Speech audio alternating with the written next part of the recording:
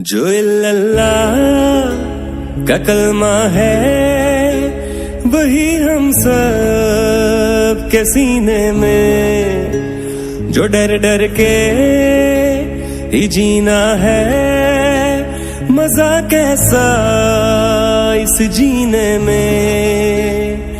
चलो अपना कर्ज उतारो, कर दो हाने चित जानो, तुमने था खान निकाला हम वापस लाएंगे।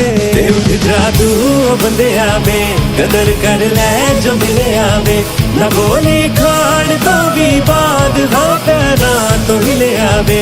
उठ जादू बंदे आवे, बदल दे तू जो लंगे आवे। मेरे भाइयों, जब तक खान हमारे पास नहीं आ जाएंगे हमने इस मार्च को खत्म नहीं करना।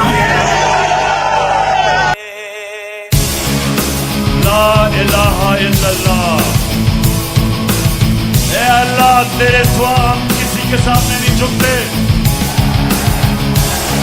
हम किसी डाकू के सामने नहीं झुकते, हम खौफ के बुत के सामने नहीं झुकते। उठ जाओ निकलो अब तुम, बतला दो इनको अब तुम, बुत खौफ के टूट गए हैं, दिखला दो इनको अब तुम।